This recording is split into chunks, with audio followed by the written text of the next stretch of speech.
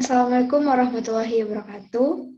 Baiklah, pada kali ini saya akan mempresentasikan pengembangan bahan ajar berbasis LKPD atau lembar kerja peserta didik dari mata kuliah inovasi pembelajaran IPA yang disusun oleh saya sendiri atas nama Velia Kartika Dasril dengan NIM 192310062 dari jurusan Pendidikan IPA Fakultas Matematika dan Ilmu Pengetahuan Alam Universitas Negeri Padang tahun 2021.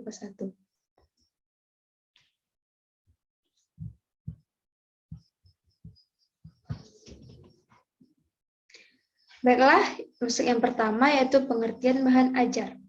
Bahan ajar adalah seperangkat sarana atau alat pembelajaran yang berisikan materi pembelajaran, metode, batasan-batasan, dan cara mengevaluasi yang didesain secara sistematis dan menarik dalam rangka mencapai tujuan yang diharapkan, yaitu mencapai kompetisi atau subkompetisi dengan gejala komplikasinya. Pengertian tersebut menurut Widodo dan Jasmani dalam Lestari 2013, halaman 1. Bahan ajar dapat juga diartikan sebagai segala bentuk bahan yang disusun secara sistematis yang memungkinkan siswa dapat belajar secara mandiri dan dirancang sesuai kurikulum yang berlaku. Bahan ajar yang digunakan yaitu LKPD, lembar kerja peserta didik. Lembar kerja peserta didik atau LKPD. Lembar kerja peserta didik adalah salah satu bahan yang disusun oleh guru berguna untuk proses pembelajaran yang akan diberikan kepada siswa. LKPD ini akan menentukan kreativitas dan efektivitasnya suatu pembelajaran yang akan dilakukan oleh siswa. Lembar kerja peserta didik merupakan sarana untuk membantu dan mempermudah dalam kegiatan belajar mengajar sehingga terbentuk interaksi efektif antara peserta didik dengan pendidik, dapat meningkatkan aktivitas dan prestasi belajar peserta didik. Selanjutnya yaitu manfaat LKPD. Yang pertama, mengaktifkan peserta didik dalam proses pembelajaran. Yang kedua, membantu peserta didik dalam mengembangkan konsep. Yang ketiga, melatih peserta didik dalam menemukan dan mengembangkan keterampilan proses. Yang keempat, sebagai pedoman bagi pendidik dan peserta didik dalam melaksanakan proses pembelajaran.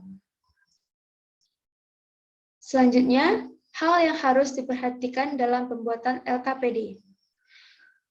Dari segi penyajian materi, yaitu judul LKPD harus sesuai dengan materi. Yang kedua, materi sesuai dengan perkembangan anak. Yang ketiga, materi disajikan secara sistematis dan logis. Yang keempat, materi disajikan secara sederhana dan jelas. Dan yang kelima, menunjang keterlibatan dan kemauan peserta didik untuk aktif. Dari segi tampilan, penyajian sederhana, jelas, dan mudah dipahami. Gambar dan grafik sesuai dengan konsepnya. Tata letak gambar, tabel, pertanyaan harus tepat. Judul, keterangan, instruksi, pertanyaan harus jelas. Dan yang terakhir, mengembangkan minat dan mengajak peserta didik untuk berpikir. Selanjutnya yaitu langkah-langkah persiapan LKPD. Yang pertama, mengkaji materi yang akan dipelajari peserta didik, yaitu dari kompetensi dasar, indikator hasil belajar, dan sistematika keilmuan. Yang kedua, mengidentifikasi jenis keterampilan proses yang akan dikembangkan pada saat mempelajari materi tersebut. Yang ketiga, menentukan bentuk LKPD yang sesuai dengan materi yang akan diajarkan. Yang keempat, merancang kegiatan yang akan ditampilkan pada LKPD sesuai dengan keterampilan proses yang dikembangkan. Yang kelima, mengubah rancangan menjadi LKPD dengan tata letak yang menarik, mudah dibaca, dan mudah digunakan. Yang keenam, menguji coba LKPD apakah sudah dapat digunakan peserta didik atau melihat kekurangan dan kekurangannya. Yang ketujuh, merevisi kembali LKPD tersebut. Indikator pembelajaran yang digunakan pada LKPD ini yaitu kompetensi dasar 3.1 dan 4.1 IPA SMP kelas 7.